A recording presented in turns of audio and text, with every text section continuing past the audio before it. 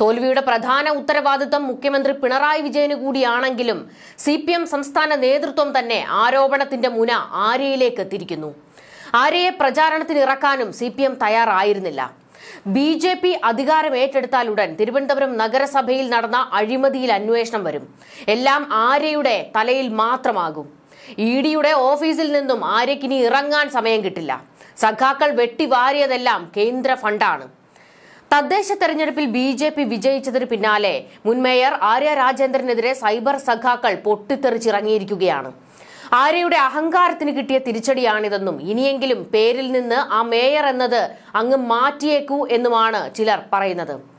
ഒന്നിലും വിവരമില്ലെങ്കിലും അഹംഭാവം, ധാർഷ്ട്യം, അഴിമതി, കെടുകാര്യസ്ഥത, സ്വജനപക്ഷപാതം എന്നിവയിൽ ഡോക്ടറേറ്റ് എടുത്തവരാണ് ഇന്നത്തെ സഖാക്കൾ. BJPയുടെ ഐശ്വര്യം. എത്ര ശ്രമിച്ചിട്ടും ജയിക്കാൻ കഴിയാത്ത കോർപ്പറേഷൻ 5 വർഷം പ്രവർത്തിച്ച് BJPയുടെ കയ്യിൽ കൊണ്ടുകൊടുത്തു. സമാധാനമായല്ലോ ഭരിച്ചു കുട്ടിച്ചോറാക്കിയപ്പോൾ.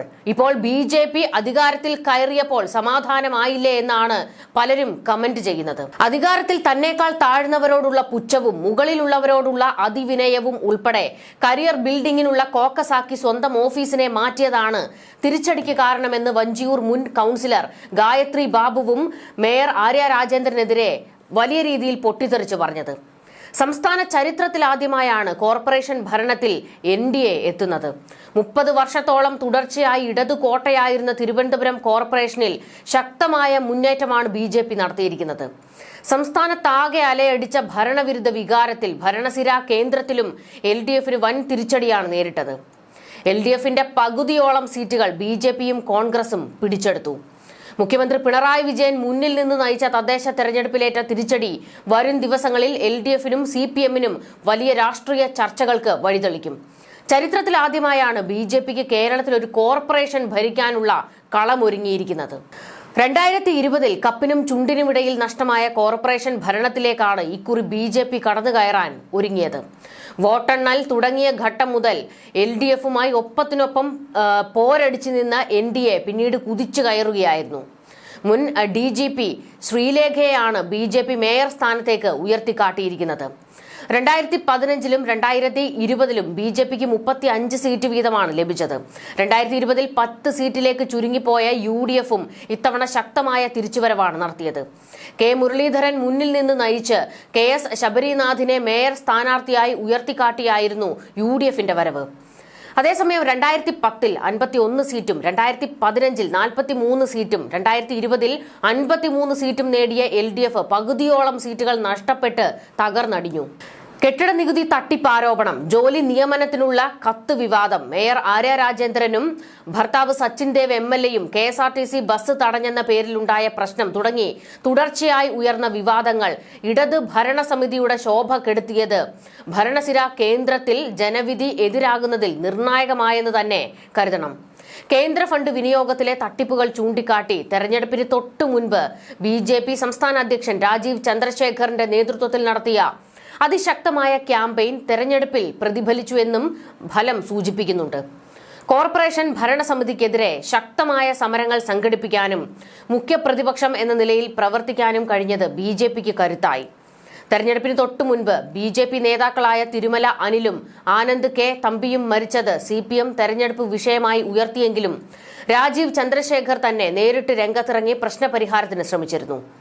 പാർട്ടിയുമായി ഇടഞ്ഞു നിന്നിരുന്ന MS കുമാർ ഉൾപ്പെടെയുള്ള നേതാക്കളുമായി രാജീവ് ചന്ദ്രശേഖർ നേരിട്ട് ചർച്ച നടത്തി.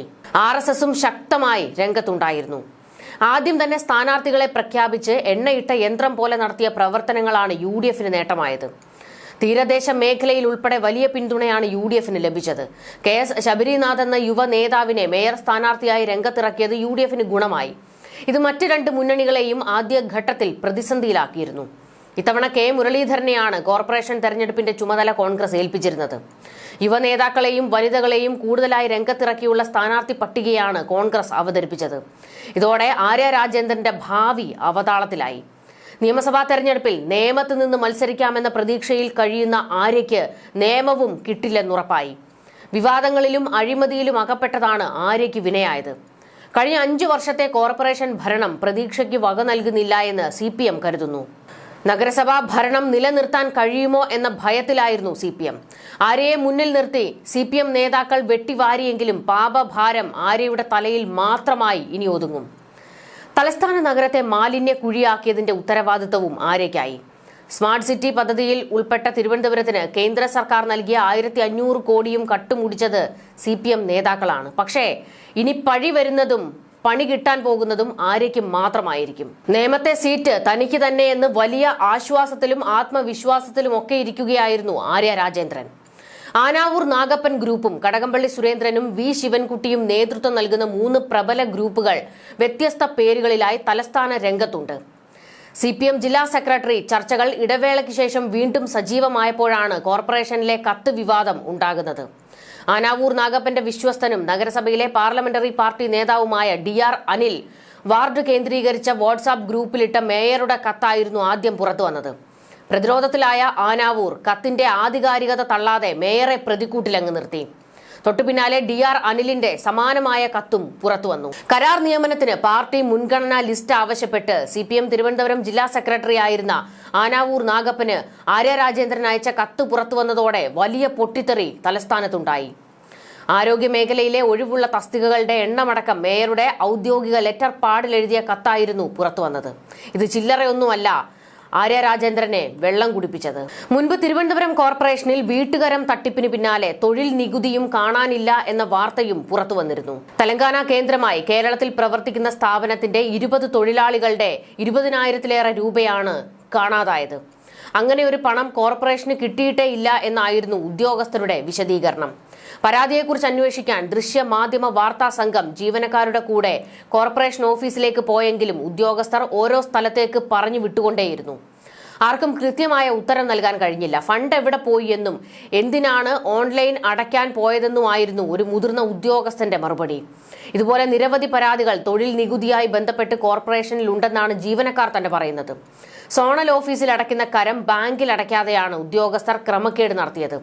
നേമം സോണിൽ മാത്രം 25 ലക്ഷം രൂപയുടെ ക്രമക്കേട് നടന്നുവെന്ന് കണ്ടെത്തിയിരുന്നത്.